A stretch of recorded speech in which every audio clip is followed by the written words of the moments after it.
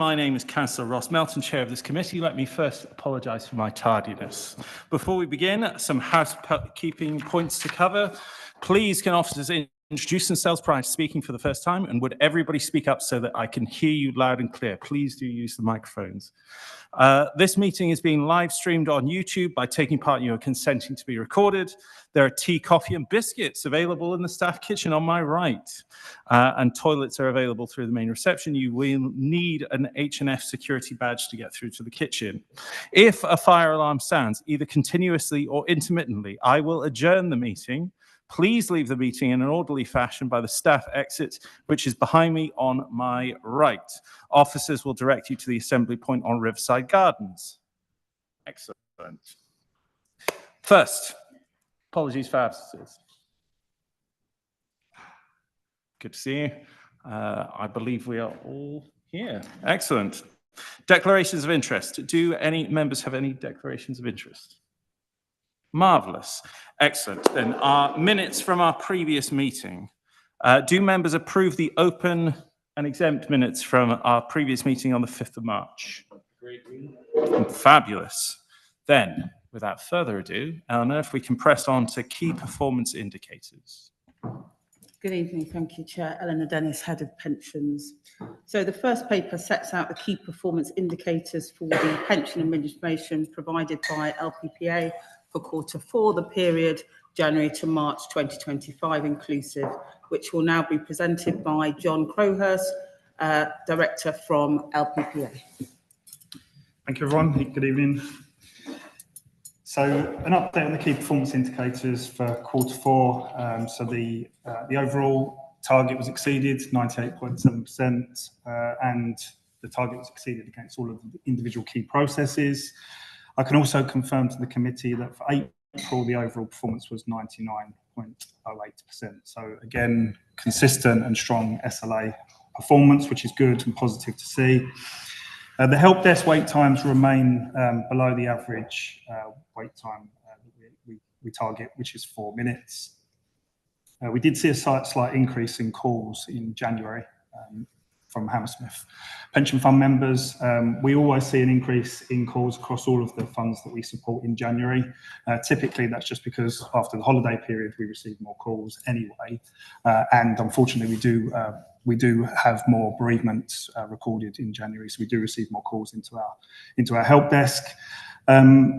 We have noticed a slight drop in calls over the last 12 months by about 11% overall. That isn't consistent across every single pension fund that we support, but for your fund it is. So what we're doing is looking into that a little bit more to try and understand why. We suspect it could be because members are starting to use the online facilities that we've made available, and in particular use the website that we've been consistently updating since you moved across to us. So we're hoping to be able to provide officers with more information regarding that drop in calls. From a monthly return submission perspective, I think we reported when I was here 6 months ago, and I can see in your minutes from the last meeting that employers continue to be engaged with submitting monthly returns to us, was really, really positive. So as at March this year, we've got 96.4% of the data that we need to process for the triennial evaluation and to prepare the annual benefit statements. So we're in a really, really good position. Just to say that there are still subsequently queries sometimes from the returns that are submitted to us that are available in the employer's work trays in our employer portal. So we engage with your employers to try and resolve those queries, and where we need to escalate those that are not engaging, we will speak to Eleanor and her team as an escalation point. But in the main, information flow has improved and continues to be good. Moving on to the sort of service metrics that we report, some of which is in the performance pack and some is not, but I'll give you some intel into that. So the complaints that we've received continue to trend down. So that's across both Hammersmith specific pension fund members and all across the LGPS funds that we work with. And so I've got some data just to share. So as a percentage of the new cases received, it was 0.52% of casework in April 24, and now it's 0.34% in April 25. So we're seeing less complaints coming through. We made a change, you may recall, I mentioned the last time I was here that we made a change to the way that we managed complaints. We had a dedicated team. We decided not to manage the complaints in that way. We had the case owners and the SME own resolving the complaints. That again has had a positive impact on the way that we handle them. So in April 24, around 39% of complaints were resolved within 30 days. In April 2025, it's up at 78% and continues to trend in the right direction. I think it's unrealistic to expect it to be 100% given the nature of some of the complaints that we receive, but I'm really pleased that people are getting responses to those complaints quicker than they were previously. And the last thing I'll mention on the complaints is we have established a complaints board within our operation. So that is led by our head of data and member experience and some SMEs, where essentially what they do is a deep dive into some complaints received. They look at the root cause, they look at the trends, and they look at management actions in order to make that whole process better, essentially.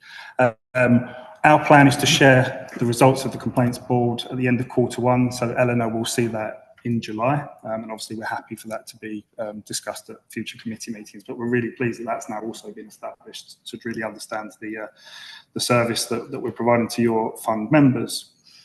Again, not specifically in the report, but I did speak last time. I talked about the number of people that retire that receive a payment within 30 days.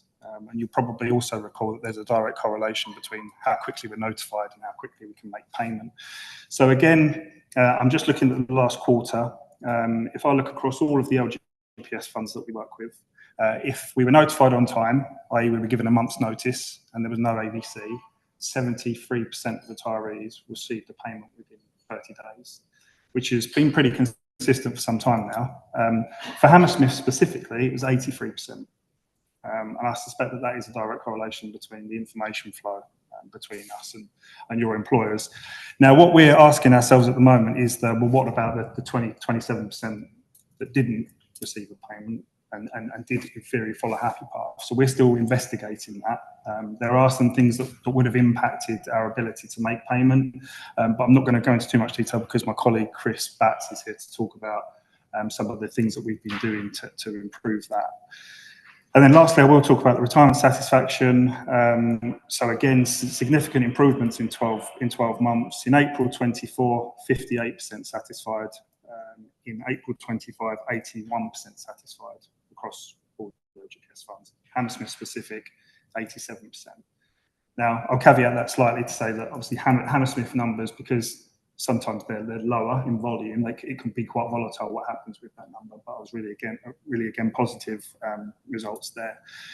Looking at the retirement satisfaction specifically, I don't think it's one thing that's contributed to that improvement in satisfaction. I think it's a number of things. One will be the information flow from employers. Two will be the improvements that we've made to our website, and our engagement team have done a lot with employers to pass on to employees so that they understand what to expect in the retirement journey. We have a member panel that have reviewed our retirement letters and options, which again, we've refined and made them easier to navigate and follow. And Chris will talk a little bit more about some of the automation and self-service that we've delivered. So I think it's a combination of things that have led to that position now. So that was all I was going to say on that part, Chair, and I'm happy to take any questions from the committee. Let me first say it's lovely to see you again, John, and welcome, Chris. Open up to the floor, please. Thank you very much, and that's good to see continuous improvement. I'm sorry, Councillor Adam Peter Lang, pardon me. Is there anything else that this committee could do to support in that continual improvement? And you also mentioned a complaints board, which is something new for me. Are you able to just describe that a little bit more? What that is and how that might work and who's on it? Yeah, so the complaints board is led within my operational team. So I've got a role that's head of data and member experience, and he leads that complaints board. We have senior operations managers that are running the casework teams on that complaints board. What they are doing with their SMEs, their subject matter experts, is doing a deep dive into some of the complaints received to identify why the member complained, what the root cause was, to see if there's any consistent trends that are coming through, and then obviously to pull together almost like a management action plan so that we can focus in on the areas that we think will have a material impact on the service we're providing to those members. In response to your question, Councillor, on what the committee can do to support, and I'll probably cover this in the next agenda item slightly, but information flow and data is key to us being able to provide a good service. Positively, your employers have engaged with the monthly return process, and I would say that Eleanor and her team are giving us the support from an escalation perspective where we're not quite getting what we need from some employers, which is a small number. On that level of employee data, a stat that jumped out to me was you mentioned you had, was it 93% response from employers prior to the triennial review coming out? 96%. 96% as at the 31st of March. And remind the committee members and I, how does that compare to our previous triennial reviews? Perhaps, Eleanor, you'd like to weigh in as well. Good. It's a much better position. So what we've done between the last valuation and now is we've reinforced the pension administration strategy, whereby any members that are not, any employers, sorry, that are not supplying us with data in a timely manner, we've instigated a potential fine. So warn them that there will be a financial penalty for them not complying. It is part of their responsibility and obligation as being part of the fund. Also, since the last valuation, we didn't have the monthly return process. So that's made it much more efficient in terms of collating that data, because we do it on a monthly basis as opposed to the end of the year, which used to happen before. So I think they're the two key drivers there. I don't know if you want to add anything else, John. No, yeah, exactly what you said. The monthly returns has been really helpful because we can reconcile on a monthly basis rather than every 12 months. That's made a significant difference. Excellent. Thanks for that clarification. Peter, please. Thank you, Chair. My name is Peter Parkin. I am the co-opted member, and looking at it from the point of view of the unions. With the 30-day process, what typically slows that process down, or what are the typical obstacles where people don't receive their payments, and also what do you plan to do, or what do you do to engage with the customer? Yeah, thank you, Peter. So typically, if someone hasn't been paid within 30 days, it's because we didn't receive the notification on time. And I think I mentioned previously, if a member does have an AVC, the disinvestment process does take some time. It's about 22 days it adds to the process. It's something that we've been looking at. We've been speaking to AVC providers on to see if we can improve that information flow, but there obviously is a process on their side that has to be followed. So obviously we just have to tell the member to expect that as part of the process, so that if they need to make provision for income for a month, additionally to do that. There are other factors as well, and I think it's around the 27% that didn't follow Happy Path. We're looking at that at the moment. Now, there's a few things at play. So sometimes it's because we've received a notification on time, but there's subsequent queries between us and the employer. So that comes back to the interaction within the portal. What our teams are trying to do, I wouldn't say we've cracked this yet, but it's something that they are looking at, and this probably has been picked up as part of the complaints board, if I'm honest, is we can do more to triage the work. So, for example, we've got ongoing retirements across lots of funds. If we can see what people's retirement dates are, if we can see that somebody retired a month or 2 months ago and still hasn't received their payment, well, then let's triage that so that we can do more to resolve it, as opposed to someone who's still got 6 months for retirement, where we can prioritise work in different ways to make sure that everyone receives payments quicker. So, and I'm not going to go into too much detail deliberately, Peter, because Chris is going to talk about some of the other factors that slow down the process. So post is an obvious example, but I won't go into too much detail if that's okay. Yeah. Perfect. Can I ask members to note the report? Then let's press on to a pensions administration update, perhaps. Thank you, Chair. So this paper sets out a summary of key activity in the pension administration and operations of the Hammersmith and Fulham Pension Fund. particularly today, including LPPA's key initiatives in terms of the data quality, ESIP, and regulatory update. So I'll hand over to John and Chris, who will detail that to the committee. Thank you, Eleanor. Yes, so I'm going to cover the data project specifically, which is some items that's in the pack for today. And then I'm going to hand over to Chris, who's going to cover the efficiency and service improvement programme and some of the regulatory updates. So with the data project, as I mentioned, it's key to us being able to provide a good service. So we initiated the project late summer last year, where we wanted to put something in place that would enable us to check the integrity of the data that we hold on behalf of your fund members on a more regular basis, rather than just in line with the triennial valuation cycle that your fund actuary performs. So we've partnered with another organisation that have got a product that plugs directly into our pensions administration system. And effectively what it does is it performs a number of data validation checks. There's about 460 in total. And what it's doing is it's checking a number of things. One is data present? Is it there? Two is it present and does it look correct? And three, some of the checks are aligned to what your fund actuary would do. So for example, if you've got a pay figure and service for a particular member and the pension looks way beyond the tolerance, it flags it to us for us to check. So we've plugged that in. Essentially, we've tested it. It's gone live with our teams. My teams have got a series of dashboards that they now monitor. I won't go into too much detail on all of them, but we've got one is looking at pensions dashboard readiness. One is looking at the McLeod remedy, which we've spoken about previously. And one is looking at things that would need to be checked for the triennial evaluation. And there's others as well. Now, we've had an initial conversation with Eleanor, so we've only given Eleanor the key highlights at this stage as to what we've found. And the plan, again, at the end of Q1 will be for us to provide a full summary of the dashboards. What does the data look like? What is the integrity of the data that we hold? And what essentially is the plan to rectify that? There's a few things at play. So some data that we hold, we haven't got the ability to validate ourselves. An example would be, we don't know if somebody's changed address. So we will have to engage a third party to do that work for us, which we will do. But there's other activity that we've identified where there are things on records that need to be cleansed.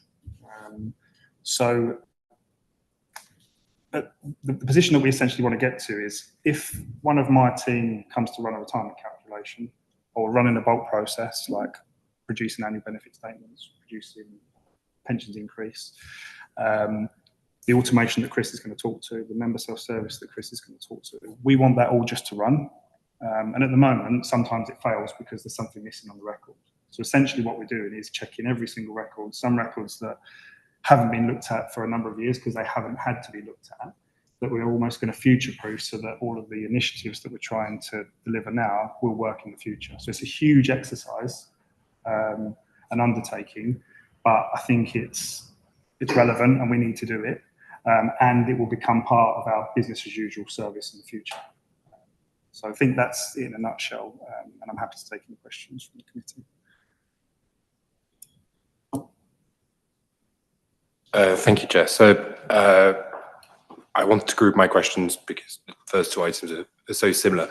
My first point is to say a continued well done to both the LPPA and the pensions team in the council for reaching those targets, lowering the waiting times as well for our residents. It's really, really important, and I hope that continues.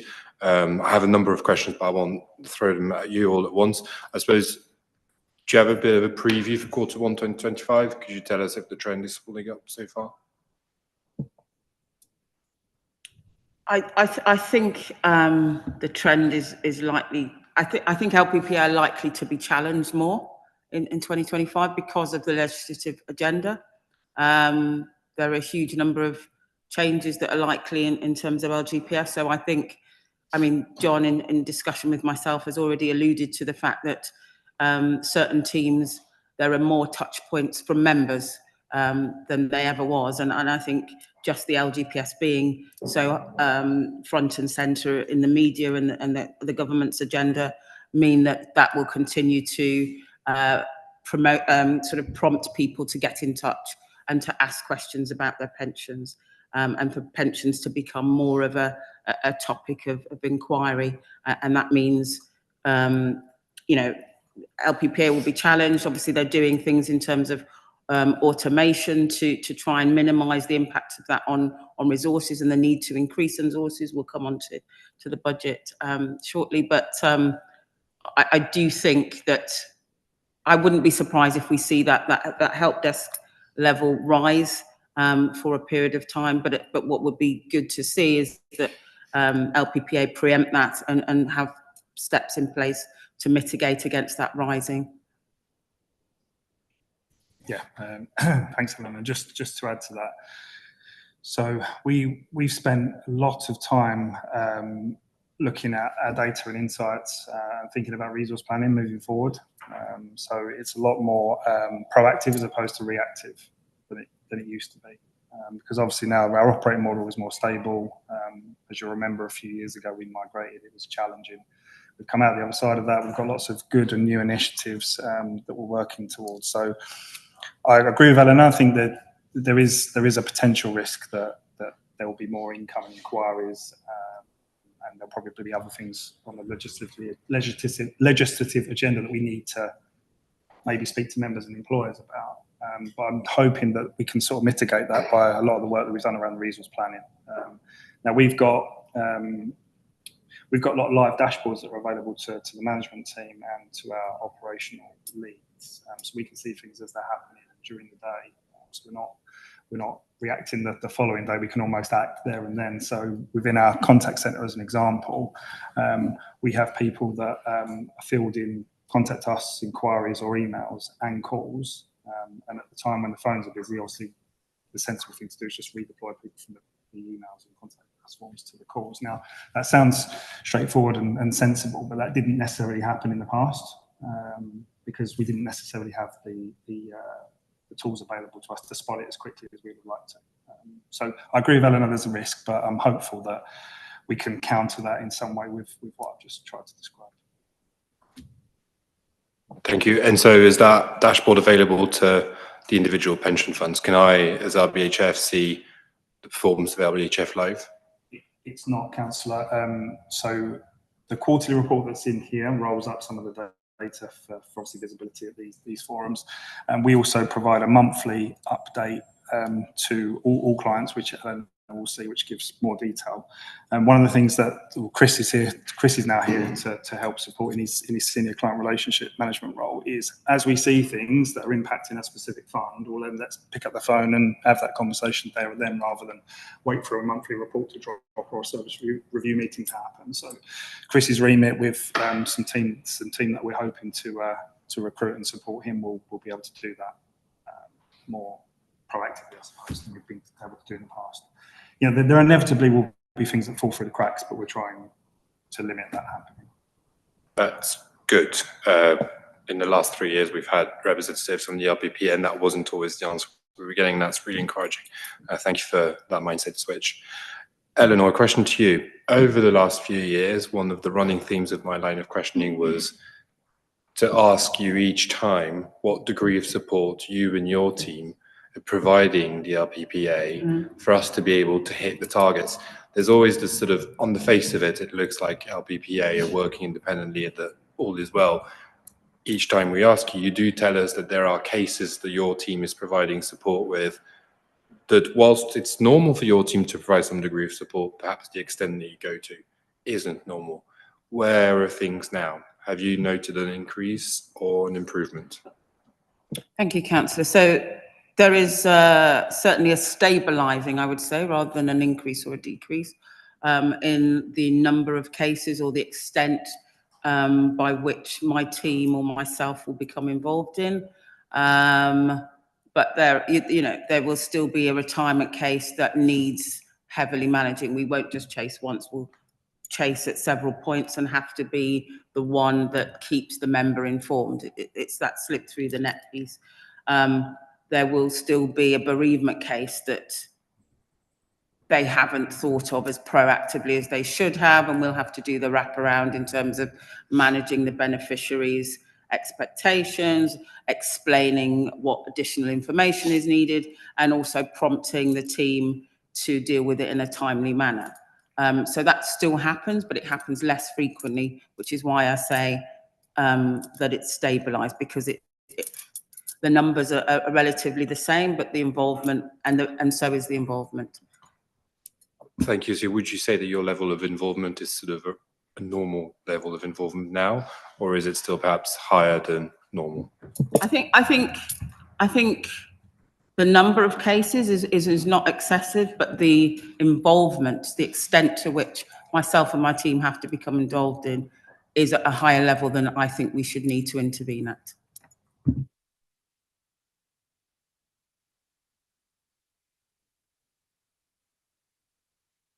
No further queries? No. Can I ask members to note the report? No. Very good. Then we will press on to item 6, discretions policy. Thank you, Chair. So this... Sorry, we've got the... There's just a second part to that agenda. Let's do it. Sorry, I did. Apologies to press on. Thank you, Chair. Chris Batts, Senior Client Relationship Manager with LPPA. That's all right, yeah? Okay, I was just going to run you through a couple of the programs that we're running at LPPA. The first of which is, and I've been given a mouthful here to start with, the Efficiency and Service Improvement Programme, known as ESIP. So this is about making use of our system technology to bring in automation, but very much focused on member experience, not driven by system first. It's very much still the member experience, and very focused on the retirement journey that we've spoken about through John and the statistics and the questions from Peter. So there are 4 key stages to the retirement journey, from the leaver notification up front, first and foremost, when we're told about it. That goes through to a quotation stage. That generates forms for members to complete and ultimately ends in the payment stage. So through those 4 stages, to your question, Peter, in fact, there are potential delays at each and every one of those, whether that be a data validation, even the late notification in the first instance. Data quality will enable or not the ability for quotations to be automated. And I'm pleased to say that we started with deferred care quotations first, care being the simpler scheme calculation for benefits. And that's been quite successful. Now we're 68% online with those deferred online quotations. And obviously the speed at which we can get those out when it's automated is good. I think the fastest there is 48 seconds. We asked why not everything is 48 seconds if that's the case, but that's the fastest so far. The forms, we've started to look at online retirement forms. So the benefit of that, again, is to remove delays of postage return from us sending and members returning. Should there be errors in those forms, that further delays things. By putting them online, you can build in real-time validation on those forms, reduce the risk of incorrect input, again, improving the data quality and therefore the speed. Right at the end of that, you've got the payment stage, and we're looking at automation of that, again, focused on the deferred first, bigger population. And as part of that, we've got a bank, I never remember whether it's verification or validation. So it's the bit that we already make sure it's a genuine sort code and account number. So the bit that we're looking to introduce is where you'd see it typically on your banking apps, where it also checks the name of the account, that it matches those 2 former items. So that's in. We're looking at rolling out that online retirement form and continue to test and hopefully roll out in Q1 the payment process. So that's all been really quite positive and efficient. And I think a lot of the survey satisfactions, which are positive, will have been driven by some of this and the people that have gone through that naturally. Okay. So obviously with it being online as well, we can use system functionality to get through bigger numbers quicker as well. So bulk exercises, and just generally, I think we've had over 2,800 retirement quotations out in 5 minutes. So the scale of it is really quite positive as well in terms of what we can do. and that creates capacity to hopefully focus on more of the member experience stuff behind the scenes. You know, there are people at the end of the day, we don't want to be driven entirely by the computer and what they can do online through Pension Point. I think to some of Eleanor's points, remembering there's a person at the end of it. As I say, the satisfaction so far has been pretty good. End-to-end elapsed time, just to throw another statistic at you, has enabled things to be reduced by 64% versus manual case processing as well. So we can see the value, and that's why we continue to invest our time and efforts into the development. I'll pause at that one. I've got some regulatory stuff to update on, but did you want to ask questions at that particular point? Thank you, Chair. Yeah, could you tell us what volume of people are using these routes as opposed to the traditional routes? I'm not aware of the percentage of the online retirement, but related to it, the numbers registered for Pension Point, which is obviously where this goes through, we've got just over 6,000, which is about 33% of the membership. Now, that won't all be active members going into retirement, so that number does percent. I don't know. Do you know, John, off the top of your head? No. We can find out. Yeah, I guess it'd be interesting to see the trends. Obviously, we'll compare that with the satisfaction rates, but it'd be good to see that. Thank you.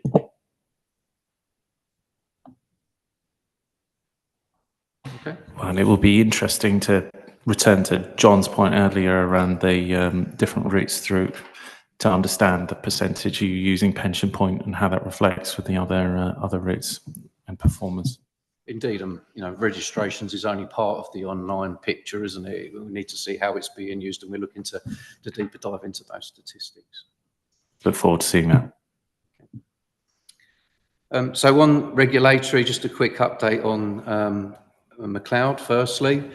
So to acknowledge that John's talked about the data programme. The data programme influences a lot of our other programmes as well. It's the underlying key piece, McLeod being one and dashboard being another. So we're in a fairly positive place on McLeod. We've gone through the McLeod deadline for our blue light clients, and we've got lots of good lessons learned that we're able to share in the LG space, which Hammersmith will benefit from. We've now entered our real proper planning stages. So functionality does already exist in the system, but there's some more to come that is for the bulk processing, which both feeds into valuation and also into the benefit statement production for this calendar year.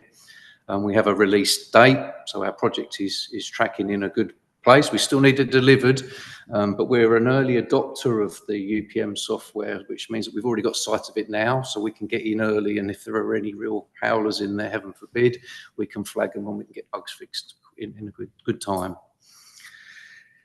In terms of the actual numbers and impact, the numbers of members involved are still relatively low. Statistics in the pack there, and the monetary values associated, again, really quite low. So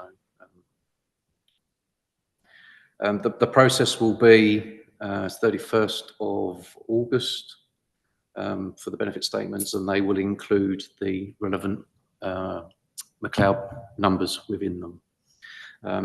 With the best intentions in the world, we'll never hit 100% straight away. So one of the ways that we deal with is to ensure that the members are communicated at all times. So if they don't, for whatever reason, and there will be valid reasons, have a statement, we'll have a letter that explains to them when they will likely to be getting one. So we don't want, it's about managing queries, preempting the queries, how we deal with them. And then just to finish off very quickly on the pensions dashboard, 31st of October is the date that we're heading to. And it was interesting, some points made earlier about what's the landscape look like, what are we expecting members to generate and raise questions. The 31st of October is a connection deadline for the dashboard, but already we're sort of seeing more awareness of it out in the public domain, and members will ask, but they won't have access to it at that point. That could be another likelihood, could be as much as a year later, but it enables us to get a good feel and start thinking about the queries that will arise when they do get to see it. For me, I digress slightly. For me, the real interesting point will be you've got a collection of benefits in one place and making sure that you're directed to the right sources with your queries. making sure that we're not having to handle other schemes, and likewise that we're not getting stuff pushed back. So I'm sure the dashboard program are well on top of that, and we're considering it, but we have good lines in to be able to share some of that thinking. We have roundtables that Ella attends every 6 to 8 weeks. So we're doing updates via that. As we get closer, we'll get into individual project meetings with clients. Thank you. Thank you. But say, for example, somebody still wanted to speak to someone. Oh, I've got my pension. I don't really understand it, and it's too much. And are they able to speak to somebody Through the retirement type process? Yeah, absolutely. So it's a digital preference rather than this is the only way. And we don't even say it's digital by default. It's that's the path that we want to go to. Yes, members can still contact us. There's still a phone number. There's a contact form as well, which is a different way of contacting off of the website, which is quite useful in that it will direct the questions to determine the nature of the query, so it goes to the right place first time as well. But yeah, absolutely, they'll still have the inquiry centre. And just to add, where there are processes that can't be fully automated online, that's kind of invisible to the member, the end user, so we'll hand off internally, but bring them back to that digital path should they wish to follow it via pension point. And just to follow up on that, say for example, if my wife, although I'm single, but I'm still, if for example my wife was unable to advocate for herself, is there a provision where I could it's on the system that Mr. Parkin is able to speak on behalf? There's ways of recording particular needs of particular customers on the system to recognise that, yes. Thank you. Whether that be down the formal powers of attorney in that situation, then they're recorded and you can talk to representatives of a member. Thanks. Thank you, Chair. I have to say, I found that shocking to hear that you were singing. Any further queries? Sorry to put Chris on the spot. It was interesting to hear about the pension dashboard, how actually an individual will see all of their different pensions in one place. And then it'll be interesting to see how they're directed to the right provider to ask the questions. I guess we won't be able to see that. All we'll be able to do is know what we have in place for our members. So I suppose there's a communication point with our members about when you're checking your pension dashboard, come to us when it's ours, but make sure you check who it is before you get in touch. I mean, I suppose there's a bit about how the pension dashboard will or won't help people, and how we just need to make sure our fund members know how just to get in touch about our pension. So one of the things that I understand they'll do is get the relevant contact routes for all of the schemes. Back in the day, there used to be, I'm showing my age now, a blue book which had all the schemes in and the pensions managers in. It would be an online version of that for the contact centre numbers or website forms, I suspect. There will be mock-ups and we'll be able to share those through the programme. I should imagine when we see what the pensions dashboard programme are doing, we'll be able to share that, and a lot of it's available already. But no, I don't think we'll have that view even ourselves into what the member sees at the end of the day. We'll only see the data that we're pushing towards it. Yeah.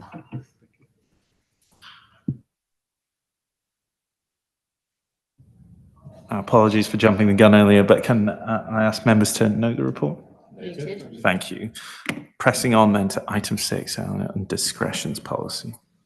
Thank you, Chair. So this paper sets out the revised discretions policy for the Hammersmith and Fulham pension fund. Once approved by this committee, it will be published, and fund employers in this scheme will be notified of the changes. The key ones to note are the closure of transfers outside of 12 months, as well as the insertion of consideration for benefits to be paid to those with pre-2014 benefits with less than 12 months to live.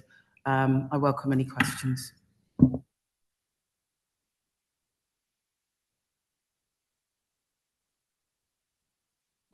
Stunned silence. I recall we've touched on this before, haven't we, Eleanor? And the committee were very supportive of the policy that we adopted at that time. So reassured that that remains the approach. Thank you, Chair. So the next steps will be to finalise and publish it, and then also circulate it with fund employers as active with immediate effect. Can I ask members to note the report? Thank you, Eleanor. Now, I note that the remaining 3 items are include exempt appendices, so we will take the public elements of them first. Eleanor, if you can begin with us on item 7, pensions administration budget. Thank you, Chair. So this paper sets out the increased budget for LPPA's pension administration services to the fund, and noting the increased budget for 25-26 of around £622,188,000.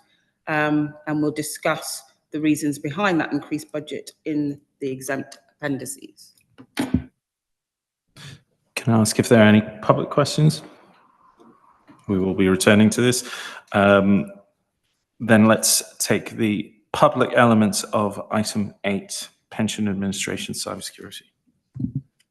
Thank you, Chair. So this paper sets out the proposed cybersecurity policy for the fund. The reason behind this is twofold. So one, in terms of the data breach in October 2024, and actions there that perhaps were not as efficient as that they could have been, but that were definitely not as efficient as they could have been in outlining roles and responsibilities in such an event of that happening again. And then secondly, in terms of in line with the pension regulators general code, with a higher focus on cybersecurity, and so making sure that our members and beneficiaries know that we take holding their data seriously, and we put robust measures in place. I'm very reassured that this is a forward-going priority for us to clarify many of those points and establish a clear strategy. Can I ask if there are any public questions, please? Adam Peter. Councillor Adam Peter Lang, thank you very much. Obviously, this is very, very much in the news at the moment. My local co-op has been out of food for about a week because of and Marks and Spencers have had data breaches where information has been given just in the last few days. So I think this is very timely, and thank you very much for doing this. And I'm saying this in the public part of the meeting as well, because obviously this is policy, but I just want to be reassured, and thank you very much for all the work that's been done on this. I think it's really good, but just be reassured that beneath the policy, there's going to be a capacity to deal with any such breach. I see you've got, is it Eversheds? Have you got lined up to? That's right. Could you just Councillor. explain a little bit more beyond the policy about how, not the detail of how it works, but just overall for me? Thank you very much. Thank you, Councillor. So sorry, just for clarification, are you asking in terms of how in practice the proposed policy would work? Not the detail of it, no, not Eleanor. I just wanted to, this is a policy, obviously, and I'm just trying to inquire at this stage what's beneath that and what needs, not the detail of what needs to be beneath that, but is that in place or going to be in place? That's what I'm really asking for. Thank you. To clarify, Adam Peter, are you just looking for reassurance that the infrastructure is in place to implement a policy if a breach occurs? Is that right? Yes, that's what I'm saying, Chair. Very good. Thank you, Councillor and Chair. So already that there is roles within the function of pension management to make sure that it happens. This is simply about documenting that and having clear vision for the fund. So we already have the local authorities data protection policy in place, and we adhere to that. But the recent data breach highlighted a gap in the pension fund having its own policy that is in line with LBHF as a local authority's data cybersecurity policy, if that makes sense. Thank you very much, Laura James. 2 questions from me. First one, Clearly, the data breach, as I understand it, came from LPPA, and it's very clear from the paper that you've said that there will be it will be expected that LPPA will sign up to the new policy. I just want reassurance that they could consider that that is feasible and workable from their side. Thank you, Councillor. So the proposal that's put detailed in the draft policy is very much in line with what's already in place. So, i.e., the 72 hours timeline to reporting to the ICO, reporting to us reporting to our own data protection officer, etc. But it's just about outlining that. So formalising it. Yes, we can't hold them to account if we haven't had that conversation and reinforced our expectations of them.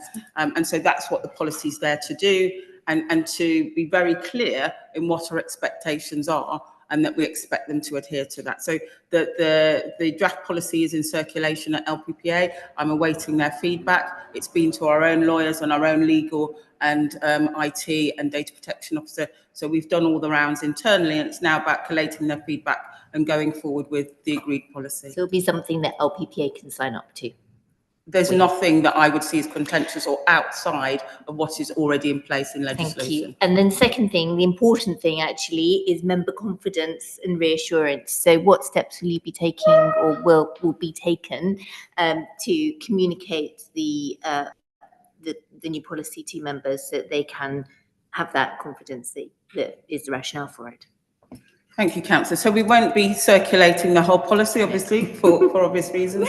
But what we will do is within our external website is detail that we have in place a policy that's in line with the ICO regulations, and where they can go for a further understanding of how we protect their data and what happens in the event of any breaches in terms of making them informed. So if it's a very serious incident, then any affected members will, of course, be notified that it's happening. Thank you very much.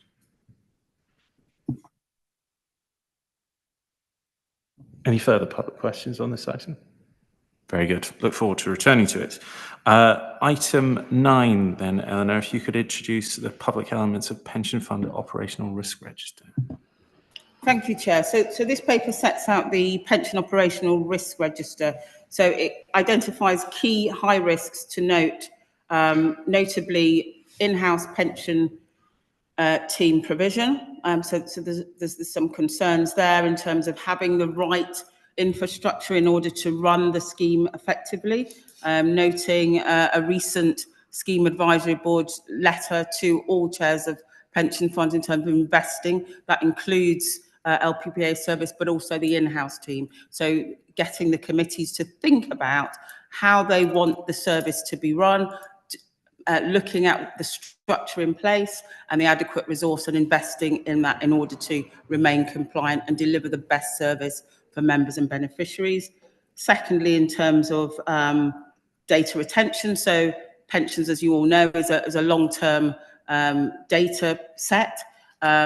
And in order to ensure that we remain compliant and have access to that data, the local authority need to ensure that the payroll platforms are still accessible in order for us to meet our legislative obligations. And thirdly, in terms of cyber security, that will always remain a high likelihood, because there is no guarantees, but actually by having a robust policy in place and procedures, we can mitigate against the impact of such an event happening. So they're the three key risks that I wanted to highlight that we don't get the opportunity to talk about in the main meeting, hence the taking away the operational side to discuss in this admin only meeting.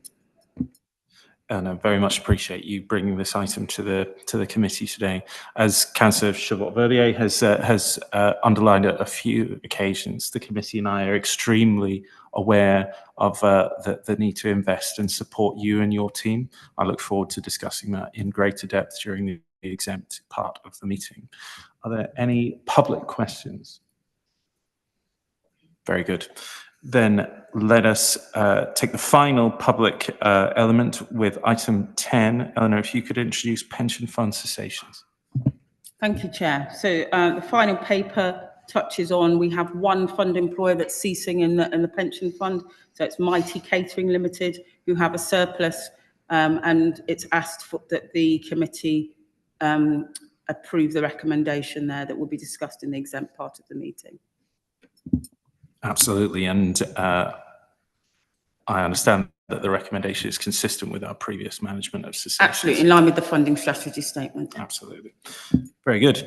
Can I ask members then to agree to move from public to exempt meeting?